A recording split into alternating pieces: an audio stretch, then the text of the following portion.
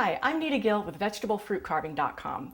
It's summertime and watermelon are plentiful. So what I'm going to show you is how to make a really pretty watermelon fruit bowl that's a little different than your typical ordinary watermelon fruit basket. And it's easy to do as well.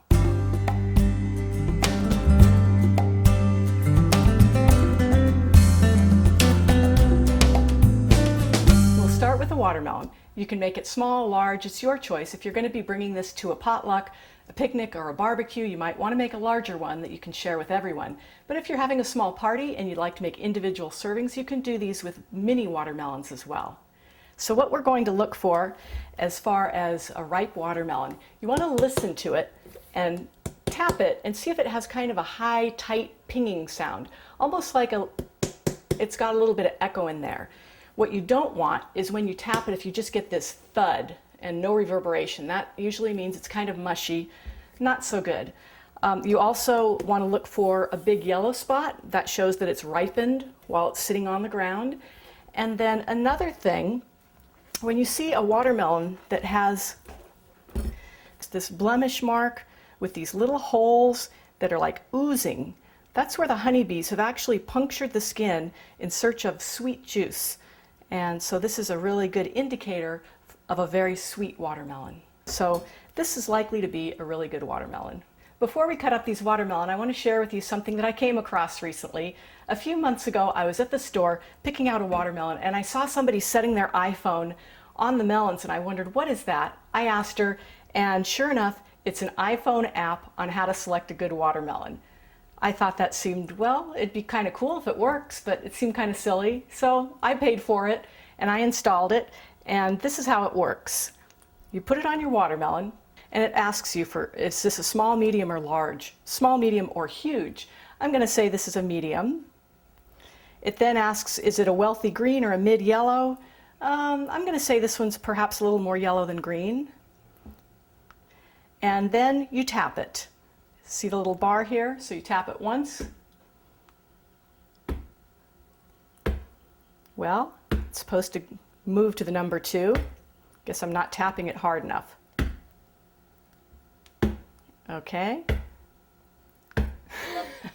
There, it liked it. Okay, so we do it 3 times.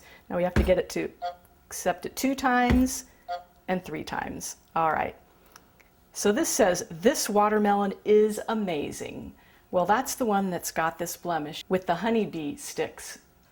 So maybe this one actually will be a really good watermelon. This is the first time I've ever seen this app give me this result, that the watermelon is amazing. Usually it says pass on this one or it's okay. In fact, I did the same test with this very watermelon a few times at the store and I never got the same result. So just for kicks, let's do it again. This is a medium melon. It's mid-yellow and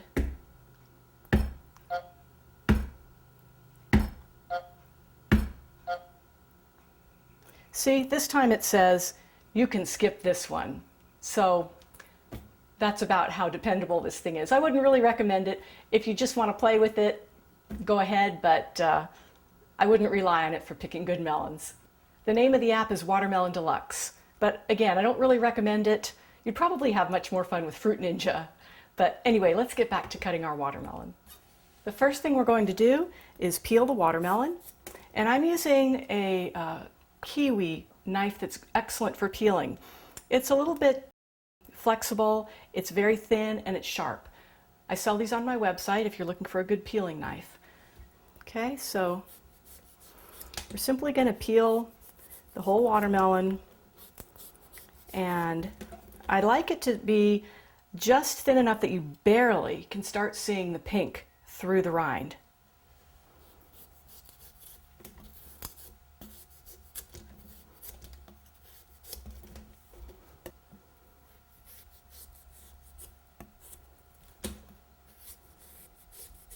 You don't need to watch every step of this, so I'll come back when my watermelon is all peeled. Now that the melon is all peeled, I'm going to fine-tune it a little bit and just very thinly take off all the areas that still are showing green, because what I'm going for is something that's going to be red and white striped rather than green. So just want to kind of smooth out what I've got here and remove some of these green lines. So I'm trying to just peel thinly so that I'm not losing too much of the rind. And you'll know that you're getting a little bit too close to the watermelon when you see the pink showing through this much. Now we have our melon peeled. It's not perfectly smooth, but it's smooth enough, and we've got most of the green off. So now what I'm going to do is use my trusty chip and dip plate to hold my watermelon in place. And I'm going to set it on the chip and dip plate like so. Now what I'll be doing is creating a circle here and a circle here. Now to create that first circle, I want it to be like a circle, so I'm going to use this cup as a guide. So I'll just set it on top here, and then I'm going to take the back of my fruit carving knife, the side that's not really sharp, and just kind of mark it.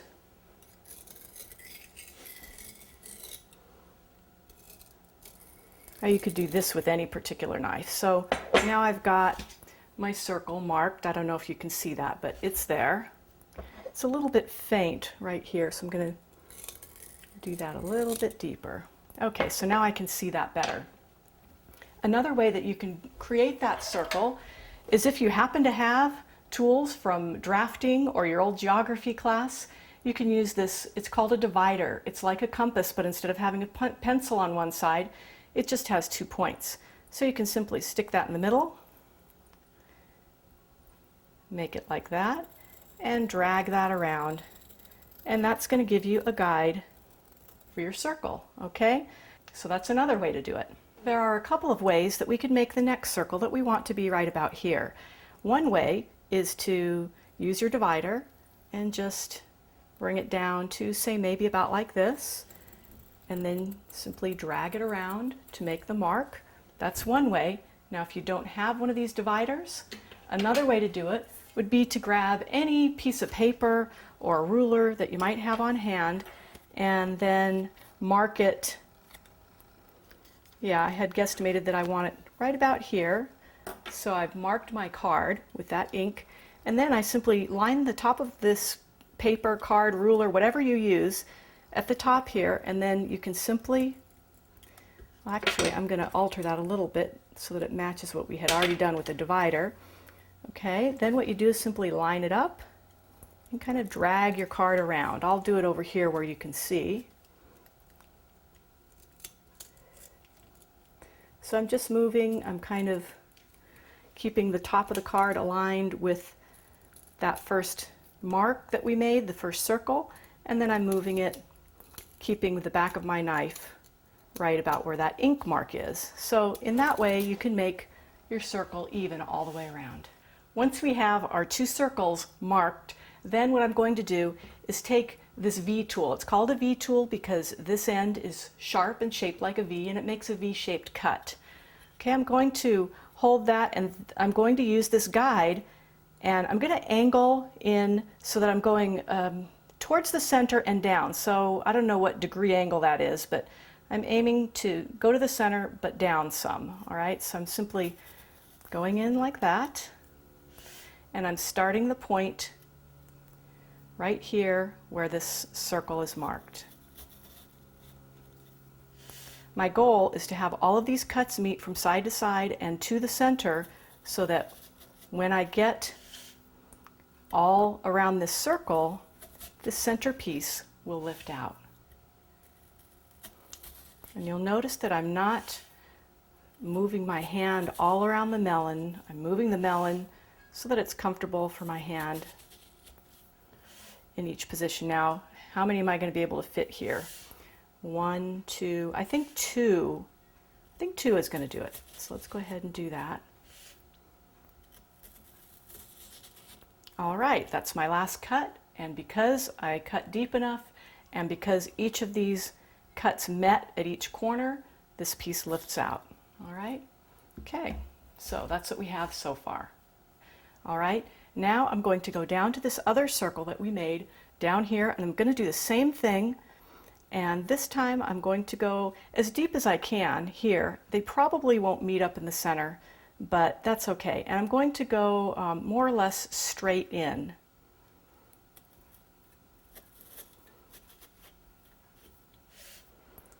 And we'll do that all the way around. Now that didn't quite meet right here, right here. So when that happens, you can take your fruit carving knife and just finish that cut. But all the rest, we'll try to make sure that they meet up.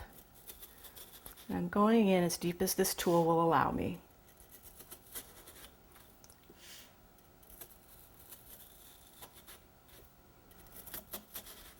Now this tool is really useful when making just your ordinary type of watermelon basket. It gives you a nice zigzag finished edge.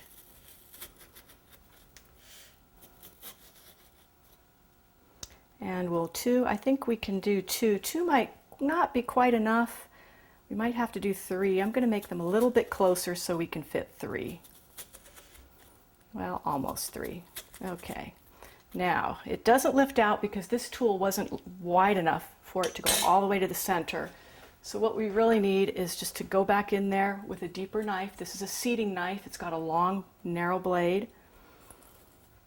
So you can just go in there a little deeper, all the way around, and you can see from the length of this knife that from here to the center, it's long enough so that once we go around, it will lift out.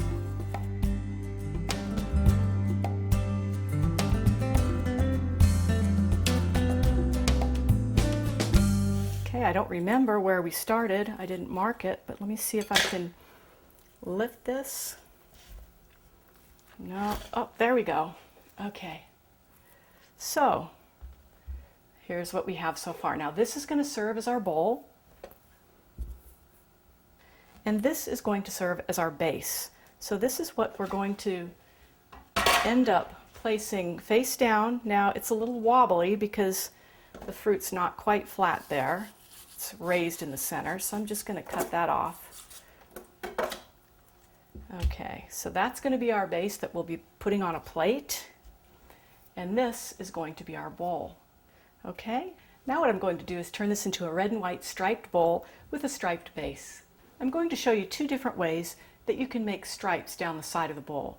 All right, so we put it here. Now I could take my V tool, and at the base of each one of these cuts, I'm going to put this on its side. I want to start right in here, in the point, and I can go here, and my goal is to have this go all the way to the bottom of our melon, like this. Okay? Maybe I want that to be a little bit deeper, because I want a little more pink to show.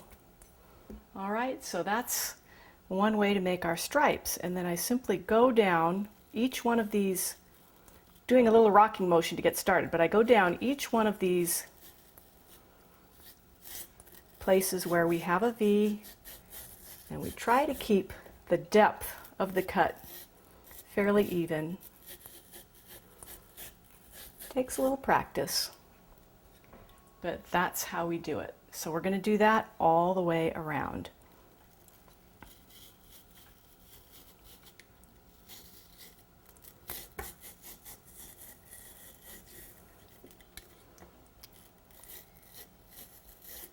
Okay, now if you don't have one of these tools, the alternative is to take your fruit carving knife and start right here, and you're angling. Well, actually, I'm going to make a mark here just so that I can see that. So I can mark my line, and then I'm going to do one line going in. Notice I'm holding these 2 fingers on the melon. That helps give me a steady hand.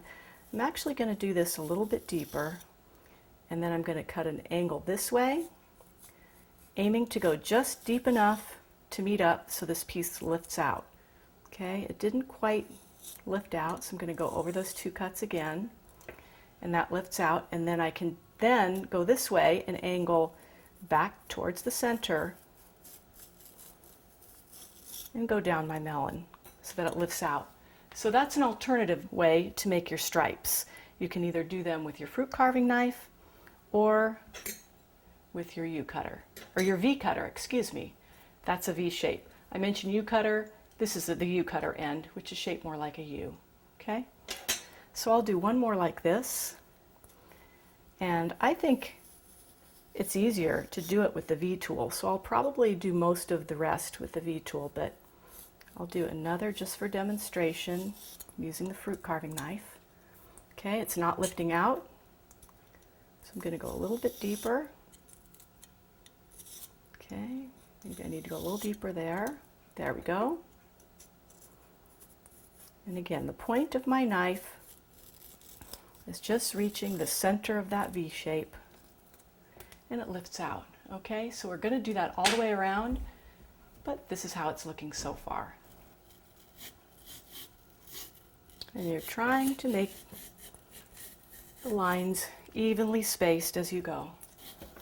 You'll notice that the angle of your knife shifts as you come around the corner, or as you come around the curve. So you're running your knife pretty flat with the surface, but then as you go around the curve, you're changing the angle of your tool. This watermelon smells good. We just have two more.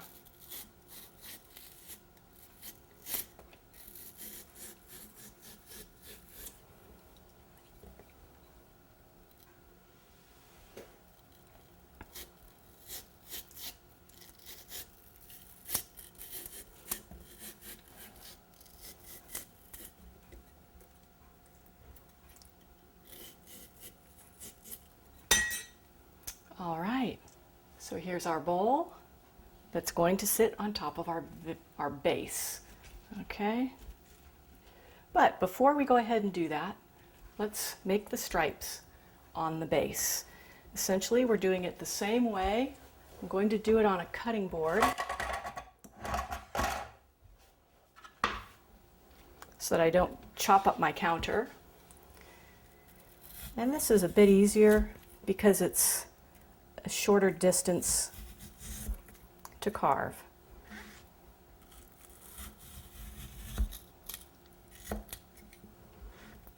And you know, it looks like I could have, this would look better had I peeled the melon a little more. If the melon rind were peeled so that it was thinner, we'd have more red showing through at this point.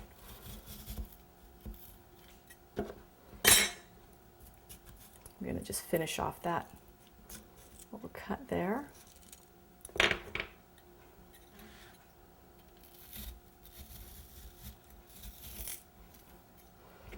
You know, it appears that the method with the fruit carving knife is probably going to work a little bit better here.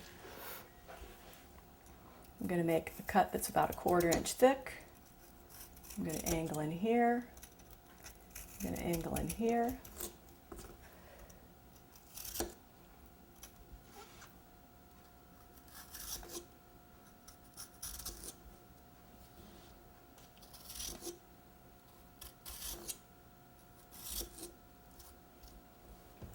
All right, so here's our base. And now we need to hollow out the fruit and make the salad. There are a couple of ways to take all the fruit out. If you're going to be making a fruit salad, you can use a melon baller. Just simply start taking all the fruit out using the melon baller. These first are going to be a little rough looking because we've got the zigzag edges, but as we get down lower, you can make a better looking melon ball. Now, if you want to have something go a little faster than this, you can use a ice cream scoop. So this is just going to make a larger melon ball. If you want big pieces of melon in your salad, that's one way to do it.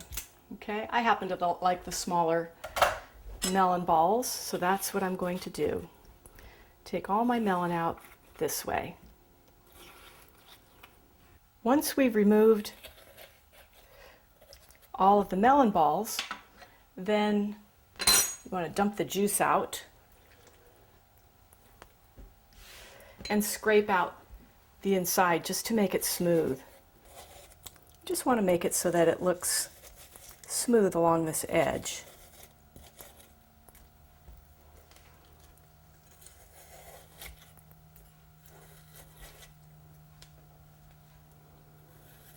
Doesn't really matter so much if it looks smooth deeper into the bowl, because that's going to be filled with fruit salad.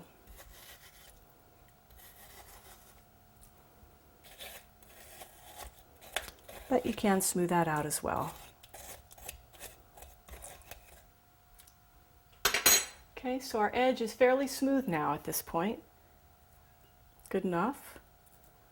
See, we don't have all the curves from the melon baller. Maybe it could be fine-tuned just a little bit. Yeah, all right. So it's going to look like that. Because I want to use this red and white striped watermelon bowl for 4th of July, I thought it would be fun to mix it with blueberries so we'd have red, white, and blue. Now, in addition to that, I want to add some white stars, and there aren't a lot of white fruits I can think of, so I'm going to use Hikama, and I'm going to simply slice it. Jicama is kind of crispy if you haven't had it. It's kind of crispy. It doesn't have a lot of taste. It's got a slightly sweet taste. And I'm just going to cut maybe about a little less than ½ inch slices, maybe 1/4 inch. Just some thin slices. All right, and then I'm going to take my cookie cutters, which, hang on, I'll get them.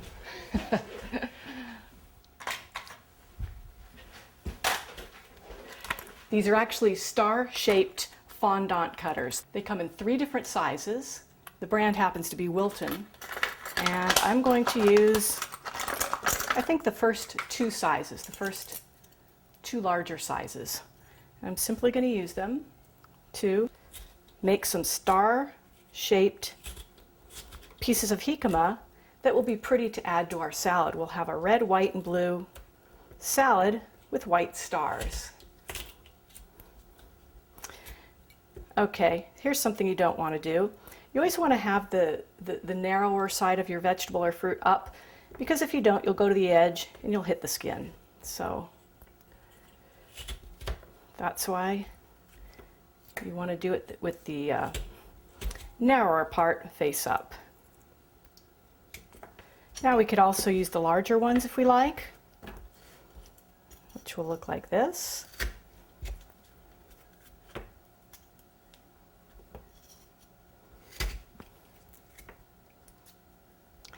And there's even a mini size right here. You'd need to have them cut, your slivers cut thinner for using the mini size. So I'm going to cut this, between 1/8 and 1/4 inch. Just going to cut it thinner. And you could make a whole bunch of these stars. When you fill up the cookie cutter, you just push them out. So whatever size you want to use, I think the stars will just make a pretty addition to our red, white, and blue salad.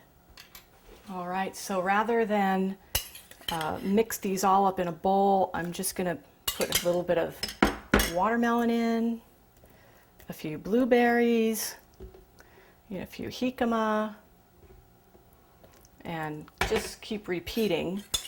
I think this will have it looking fresher than if I stick them all in a bowl and mix them up, because the watermelon tends to get a little bit, or can tend to get a little bit mushy that way.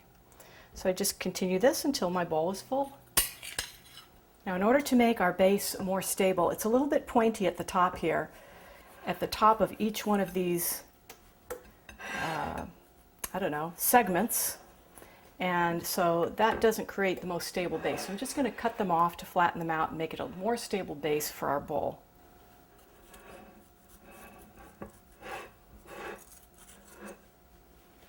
Okay, let's see if that makes the bowl sit more stable. Definitely. Okay. Another thing that you can do to make sure that your bowl sits securely on the base is, before you put the bowl on, put some toothpicks inside the center or some skewers, and then when you set your bowl in it, kind of press down so that those skewers or toothpicks are pressing into the bowl, and that will help add some stability to this structure. It's pretty, isn't it? Now I think I want to fine-tune the base a little bit. See how well I want to fine-tune that base a little bit. I'm just going to add a few more stripes in between these wider stripes, and we'll see if that helps make it look any better. What I'm doing is I'm angling in, I'm angling back, just so that that lifts out. Yeah, I didn't end up doing a real symmetrical job around the base here, but it still looks good. Actually, I'm going to add like 2 stripes here.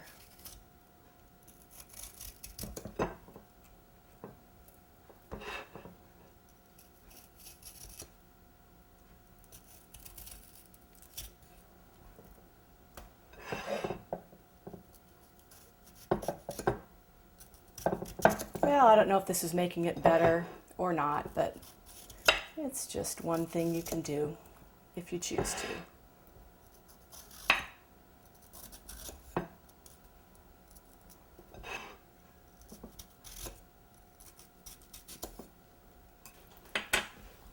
Okay, one thing that you can also do, you might have noticed that these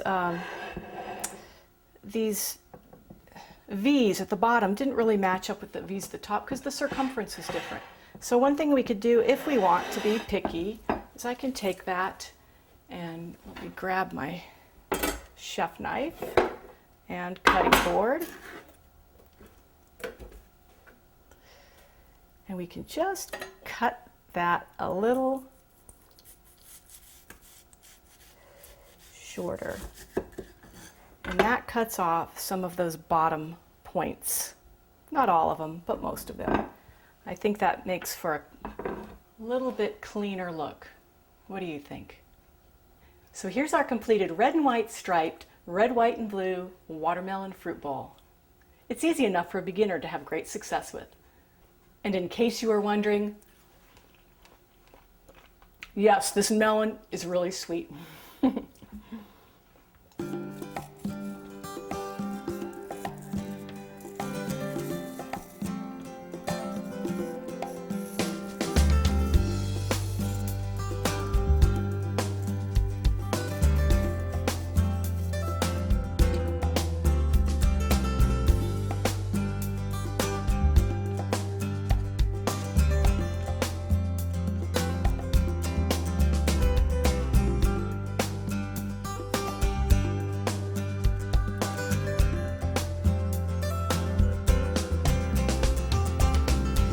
Pretty cool, huh?